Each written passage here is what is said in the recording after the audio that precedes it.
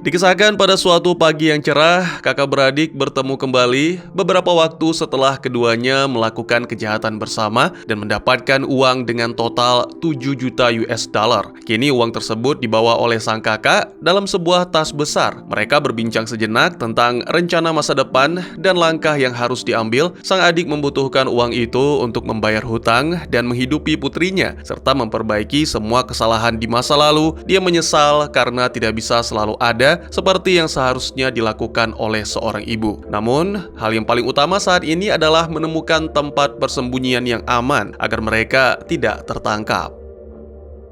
Sang kakak mengatakan bahwa dia tahu tempat yang cocok dan bersamaan dengan itu sirine polisi terdengar keras dari luar kafe. Tanpa pikir panjang, mereka langsung berlari ke arah hutan untuk menghindari pengejaran. Di sana, mereka mengganti pakaian serta menyingkirkan pakaian lama, tentunya agar tidak terlacak. Sang kakak mengatakan bahwa seorang teman menawarkan tempat persembunyian di sebuah rumah di pedesaan, yang mana rumah tersebut telah lama tidak dihuni dan terlupakan. Tanpa ragu, dua bersaudara pun sepakat dan menuju ke rumah yang dimaksud. Setelah berjalan cukup jauh, mereka tiba di ladang jagung dan mulai melewati dengan hati-hati. Tiba-tiba terdengar suara tembakan dari arah rumah, membuat keduanya semakin waspada. Ketika mendekat, mereka melihat sebuah mobil terparkir dan beberapa pria dungu sedang bermain tembak-tembakan dengan senapan. Setelah mengatur siasat, sang adik segera muncul, mengancam untuk mengusir. Ditambah lagi kemunculan sang kakak yang tidak segan-segan melepaskan tembakan, dan akhirnya para pria dungu pun kabur. Hey! 2, 5! Mereka harus bergegas masuk ke dalam rumah karena sang kakak yakin para pria dungu akan kembali membawa lebih banyak orang. Begitu masuk, mereka melihat rumah itu kosong, berantakan, dan sudah lama tidak diurus sesuai dengan yang diceritakan. Sang kakak memperhatikan sebuah jam di dalam rumah, sementara sang adik mengamati keadaan sekitar dengan hati-hati. Lagi-lagi terdengar suara sirine polisi, membuat sang adik berpikir untuk kembali melarikan diri. Namun sang kakak menunjuk salah satu pintu dan mengatakan bahwa inilah yang mereka cari.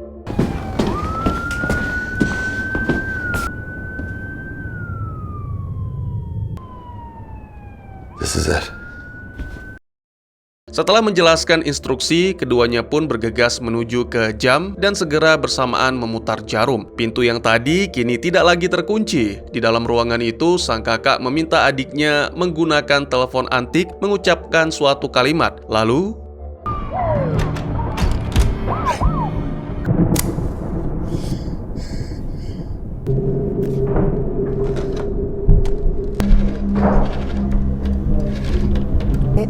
Peto, tutum, perek.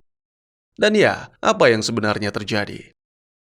Selamat datang dan selamat berjumpa kembali bersama saya Teguh Gusto. Bagaimanapun kabar dan dimanapun kalian berada, tak peduli sejauh mana kita pergi, keluarga selalu menjadi tempat untuk kembali. Seperti biasa, saya akan bercerita yang mana tentu saja tentang sebuah film. Dan kali ini berjudul Things Will Be Different, sebuah film yang rilis pada tahun 2024, disutradarai oleh Michael Falker dengan dibintangi oleh para aktor yang aktingnya oke punya. Baik, tidak perlu berlama-lama lagi, mari siapkan kopi dan mari cerita kita lanjuti.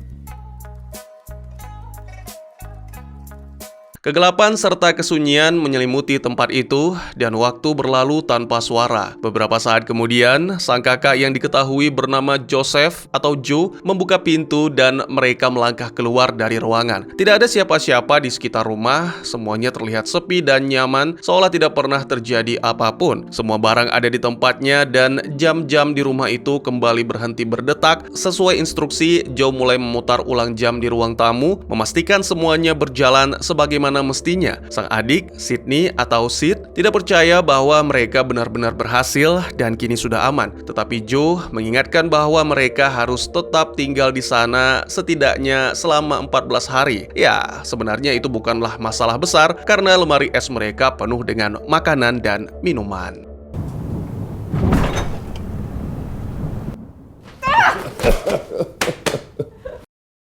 Selain itu, di atas meja juga ada tumpukan piringan hitam yang bisa membantu mereka menghabiskan waktu. Pada hari pertama, mereka hanya beristirahat. Joe berkeliling memeriksa sekitar rumah, sementara Sid menikmati mandi santai dan mencoba beberapa gaun tua yang ia temukan di lemari. Di hari kedua, mereka memasak makan malam dan menghabiskan waktu berbincang santai di beranda. Di siang hari, mereka menghitung hasil rampokan dan merencanakan bagaimana mereka akan menggunakan serta di mana akan menyimpannya.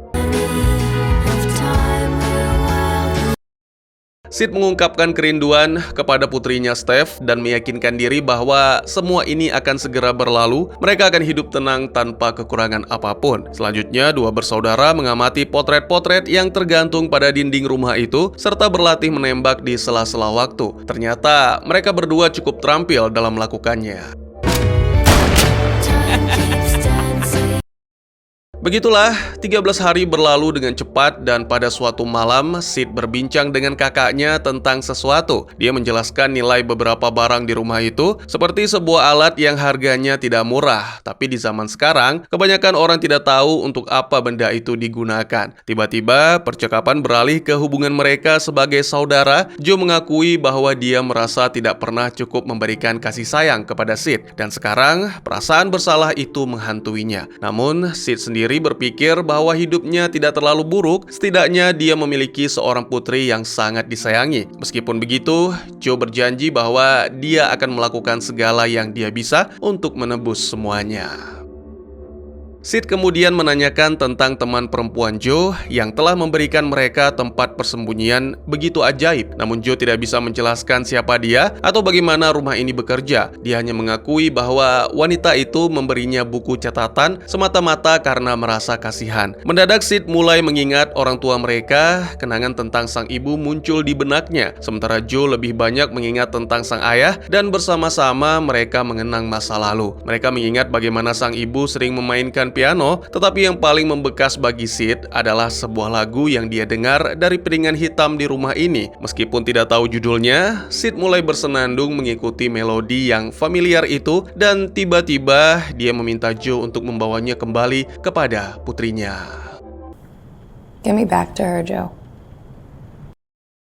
Akhirnya, waktu yang dinantikan pun tiba. Saat bagi mereka untuk pulang, Sid merapikan rumah, sementara Joe mulai mengemasi barang-barang dan membakar sampah yang tersisa. Tetapi ketika mendekati, mereka terkejut mendapati ruangan ajaib telah tertutup dengan kata yang mengarahkan mereka ke pabrik.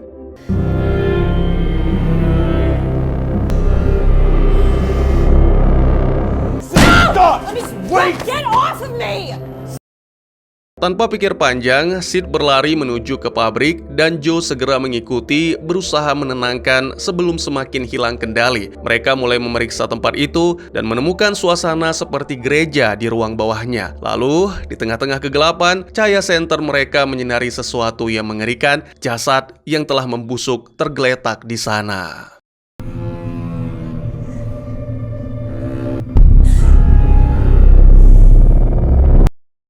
Di dekatnya ada sebuah ukiran peringatan yang menyatakan bahwa mereka telah terjebak dalam sebuah lingkaran waktu. Tepat di bawahnya ada sebuah ajakan untuk menandatangani nama mereka jika memahami dan setuju untuk mematuhi aturan ini. Sid menolak melakukannya, dia ketakutan dan langsung melarikan diri. Sayangnya, belum jauh, tiba-tiba saja tubuh Sid melemah dan bahkan muntah darah, mengisyaratkan bahwa mustahil untuk meninggalkan tempat ini.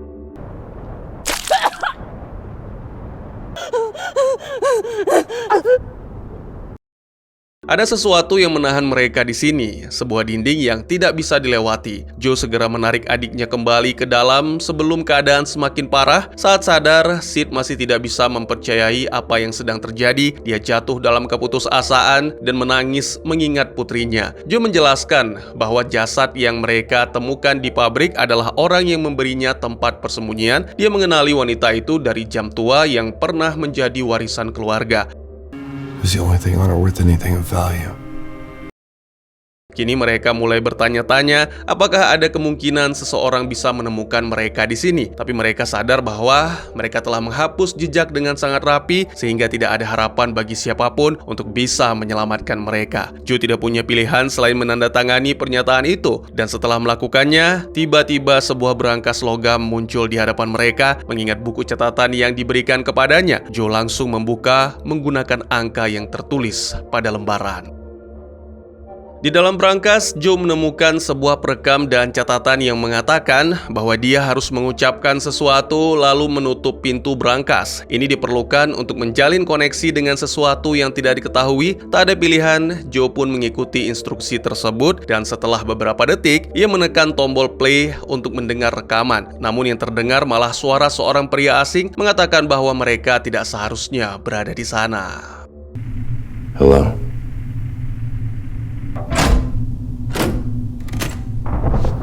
You shouldn't be here. Orang asing itu juga tahu tentang uang mereka dan Sid menawarkan untuk memberikan sebagian uang agar mereka bisa pergi dengan aman. Tapi tiba-tiba rekaman itu terhenti dan tidak ada suara lagi. Joe mulai berpikir bahwa mereka sedang berbicara dengan seseorang di masa depan. Sid mencoba melakukan hal yang sama dengan membuka dan menutup berangkas sekali lagi. Suara si pria misterius pun kembali, kali ini dengan peringatan bahwa dua bersaudara akan dilenyapkan demi menjaga keseimbangan tempat ini. Namun Joe menyadari sesuatu, jika mereka akan dilenyapkan, seharusnya sudah dilakukan sejak lama. Yang berarti, ada sesuatu yang diinginkan dari dua bersaudara. Suara itu kemudian menjelaskan bahwa satu-satunya cara dua bersaudara keluar hidup-hidup adalah tetap tinggal di tempat ini dan menghabisi pendatang. Jadi, akan datang seorang misterius di suatu waktu di masa depan atau mereka menyebutnya Vice. Joe dan Sid harus melenyapkannya dan jika berhasil, dua bersaudara itu akan dikembalikan ke waktu semula. What do you need from us that you can't do yourselves? Someone is coming. An unwelcome visitor. Eliminate them before they reach the door and dispose of their remains. Joe dan Sid kembali ke rumah, mencoba mencerna dan memahami situasi yang mereka hadapi. Sid memeriksa lemari dan kulkas sekali lagi dan mendapati semua masih penuh dengan makanan dan minuman. Dia berencana untuk mengawasi setiap sudut rumah, tak ingin kehilangan kesempatan untuk menangkap Vice. Meski merasa sudah terjebak tanpa harapan, Sid masih ingin mencoba mencari cara melarikan diri. Joe mengusulkan agar mereka bergantian berjaga, meletakkan senjata di berbagai tempat tersembunyi di sekitar halaman dan di pabrik tua, demi memastikan setiap sudut memiliki perlindungan jika sesuatu yang buruk terjadi.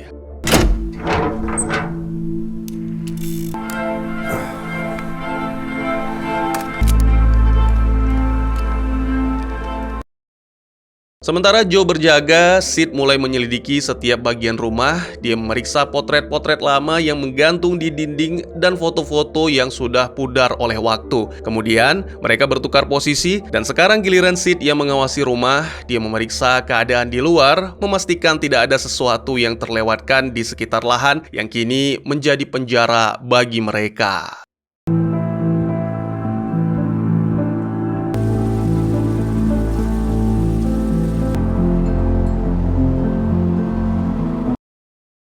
Hampir setahun berlalu, dua bersaudara itu hidup dengan semua yang mereka butuhkan kecuali kebebasan. Sid terus meneliti koran-koran lama, majalah, dan berkas yang ditemukan di rumah itu. Dia juga menyaksikan siaran lama di televisi zaman dulu, berlatih menggunakan alat, dan di malam hari membuat api unggun. Pada suatu momen, dia memberitahu Joe bahwa telah menemukan sebuah kotak berisi foto-foto di pabrik tua. Berkat foto-foto itu, dia menyadari bahwa potret yang tergantung di dalam rumah bukanlah pemilik asli. Sejarah di tempat ini sepertinya dipindahkan oleh kekuatan misterius, menunjukkan peristiwa-peristiwa hingga Perang Korea tahun 1955. Setelah itu, tidak ada catatan lebih lanjut. Tidak ada bukti bahwa ada orang lain yang pernah tinggal di sini setelah tahun tersebut. Dalam salah satu foto, ada seorang perwira angkatan laut yang diyakini meninggal di tempat ini sekitar waktu yang sama. Konon dia meninggal karena jatuh dari tangga. Sid berpikir bahwa sekitar waktu itulah orang-orang yang menguasai tempat ini pertama kali datang dengan teknologi mereka. Mereka mengambil alih rumah ini, memasang listrik, pemanas, bahkan televisi untuk alasan yang tidak diketahui. Sesuatu yang misterius menggunakan tempat ini untuk sesuatu, dan ketika kakak beradik itu masuk, mereka pun terjebak. Sayangnya semua yang diketahui ini masih belum menjawab pertanyaan. Joe yang mulai kesal mencoba membuat Sid percaya bahwa semua ini adalah kesalahannya. Dia bahkan rela menyalahkan orang tua mereka atas apa yang terjadi sebagai orang-orang yang seharusnya bertanggung jawab tapi tak peduli. Tidak ada orang asing yang datang, itu berarti mereka tidak akan pernah bisa pulang. Dan satu-satunya hal yang tersisa bagi mereka adalah berakhir dengan perlahan. Pertengkaran pun terjadi karena Joe merasa bahwa Sid tidak mempercayainya. Namun tak lama setelah itu, dia mulai menenangkan diri dan mereka pun akhirnya berdamai. Mereka pergi ke lantai bawah menuju ke ruang utama, di mana Sid duduk menonton televisi. Sementara itu, Joe memperhatikan tato yang identik di pergelangan tangan mereka, pengingat bahwa mereka adalah keluarga. Waktu menunggu terasa begitu lama. Joe mencoba menghubungi si pria asing melalui perekam, namun kali ini tidak ada suara yang keluar dari alat tersebut. Putus asa, Joe memohon petunjuk apapun karena sudah lelah dengan ketidakpastian ini. Tapi yang didapat hanyalah keheningan. Rekaman itu kosong. I just can't take it anymore. Just give me something. I just want to go home. Pada suatu hari, akhirnya Vice muncul di lahan pertanian, mengawasi Sid dari kejauhan menggunakan teropong. Kemudian, dia mulai berjalan menuju rumah dan bersiap menembak. Untungnya Joe melihat dan langsung berteriak memberi peringatan. Sid!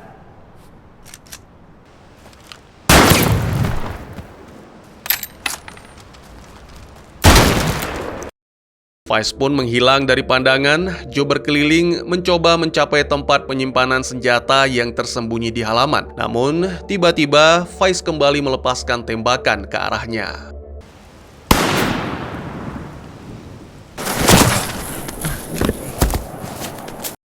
Joe dengan cepat kembali ke rumah, tetapi Vice berhasil mengejar. Beberapa saat kemudian, Sid mendengar suara musik dari arah ladang. Dia melihat Vice memegang tape yang memutar lagu favorit sang ibu. Joe tergeletak di dekatnya, tak berdaya. Melihat hal ini, Sid pun bergegas keluar, lalu aksi baku tembak pun terjadi.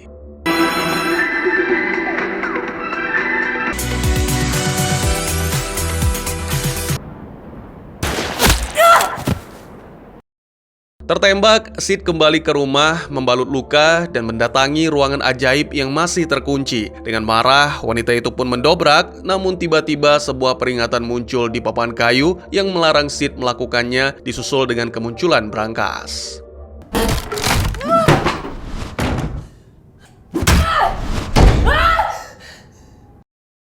Sementara itu, Joe yang kakinya terikat mulai sadar dan mendapati diri berada di gereja tua. Kembali ke Sid yang membuka lagi komunikasi melalui brankas, bersikeras bahwa dia ingin pergi. Pria misterius memperingatkan bahwa jika Sid mendobrak, maka dua bersaudara itu akan lenyap. Di saat yang sama, Vice melihat Joe mencoba meraih pistol dan langsung menyerang. Kembali ke Sid yang mendengar perkataan pria misterius bahwa kelompoknya tidak bisa mengambil resiko membiarkan Vice kabur. Sid yakin bahwa Vice adalah sang ibu, namun pria misterius menyangkalnya.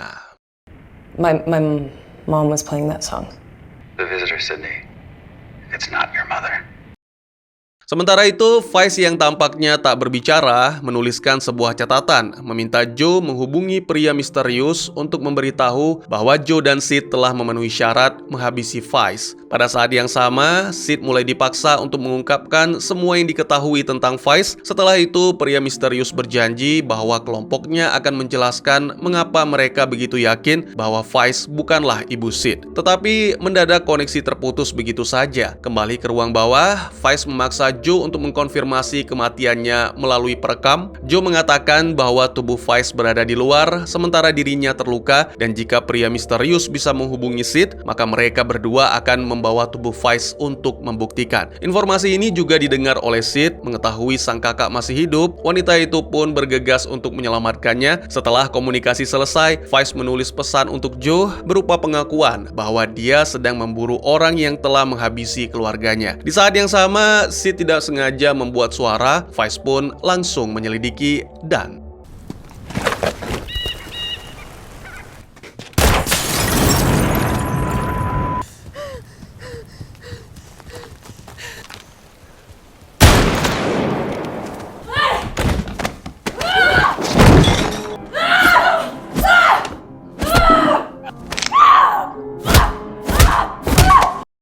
Dalam pergulatan yang menyesakkan, setelah perjuangan keras, Sid akhirnya berhasil melepas topeng Vice. Dia sangat terkejut saat melihat wajah yang tak asing yang ternyata gadis itu adalah Steph, putrinya, yang sudah dewasa. Sementara dia berusaha memahami apa yang terjadi, Joe tiba-tiba datang dan berniat menghabisi Vice, namun... No, no, no, no, no! Joe hanya bisa menangis sambil memeluk adiknya yang sekarat, sementara Steph melarikan diri melalui ruangan ajaib. Kini hanya Joe yang tertinggal di rumah itu menatap kehampaan. Dia menghubungi pria misterius melalui perekam dan mengatakan bahwa Vice telah pergi. Kemudian setelah memakamkan Sid, sesuai instruksi, Joe menunggu di pabrik tua. Tiba-tiba dia dipindahkan ke sebuah lokasi yang tidak diketahui. Di sana dia bertemu dengan pria misterius yang sebelumnya berbicara melalui perekam, dan di sana juga hadir seorang wanita. Mereka menuntut informasi tentang Vice, tetapi Joe tidak bisa menjelaskan karena dirinya tidak mengetahui apapun. Dua orang itu kemudian mengatakan bahwa Joe dan Sid telah melanggar peraturan, oleh karena itu harus dilenyapkan. Menyadari situasi buruknya, Joe pun meminta satu kesempatan terakhir dan untungnya itu disetujui sehingga dikirim kembali ke awal, tepatnya ke hari pertama di kedai tempat dia dan Sid bertemu. Film pun ditutup dengan menampilkan Joe menghabisi dirinya sendiri. Lalu di kedai kopi, Joe mengungkapkan kepada Sid bahwa diri telah hidup cukup lama untuk melakukan semua ini dan berharap Sid dapat membantu mengakhiri penderitaannya lalu berlari sejauh mungkin. Kill me.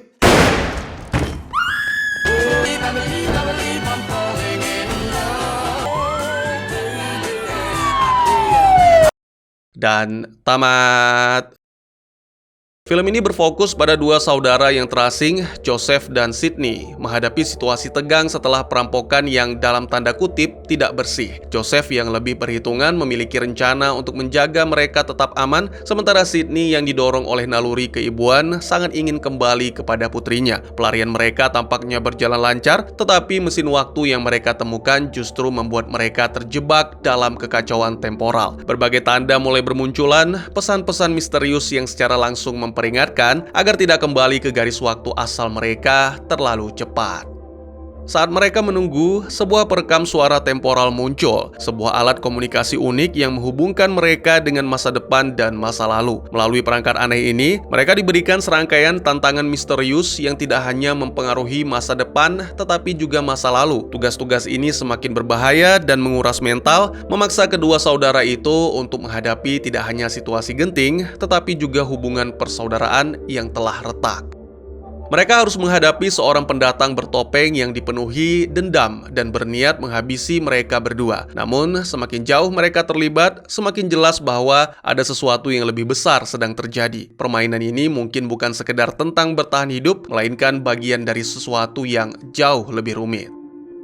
Sepasang agen waktu misterius mengamati setiap langkah Joe dan Sid dengan sikap dingin dan tanpa emosi. Bagi mereka, situasi yang dialami dua bersaudara ini bukan sekedar kesalahan, melainkan kegagalan dalam siklus temporal, yang mungkin berarti keberadaan mereka sendiri adalah sebuah anomali. Dengan cara yang halus namun mengancam, para agen ini memanipulasi Joe dan Sid, mendorong mereka untuk mengambil keputusan yang bisa menyelamatkan mereka atau justru menghapus mereka dari garis waktu sepenuhnya. Beberapa hal yang mungkin akan kalian tanyakan. Vice adalah individu yang ada di masa lalu dan masa depan, semacam penguasa atau pengawas perjalanan waktu yang mengatur dan mengendalikan peristiwa yang terjadi, seolah-olah waktu berada dalam genggaman. Mereka baru saja melakukan perampokan dan berhasil mendapatkan uang yang tak sedikit. Dalam pelarian, mereka secara tidak sengaja menemukan rumah pertanian yang ternyata berada di luar batas waktu. Steph adalah ancaman bagi mereka. Bagi yang kurang memperhatikan, Steph itu adalah putri Sydney ya. Setelah perampokan, Sydney menghilang karena terjebak dalam lingkaran waktu. Akibatnya, Steph dibiarkan sendirian dan dianggap telah meninggal. Kehilangan sang ibu mendorong Steph untuk membalas dendam, hingga akhirnya dia melacak rumah tersebut dan memburu siapapun yang ada di dalamnya. Kegagalan demi kegagalan terus menimpanya. Joseph tidak hanya gagal sekali, tapi berkali-kali. Setiap kali dia menunggu kedatangan Steph, setiap kali dia berjanji akan mengubah kejadian, tapi setiap kali juga dia tetap gagal. Pada akhirnya, Joseph menyadari bahwa satu-satunya jalan keluar dari lingkaran tak berujung ini adalah memohon kepada Sid untuk mengakhirinya, meninggalkan uang yang mereka curi, dan melarikan diri.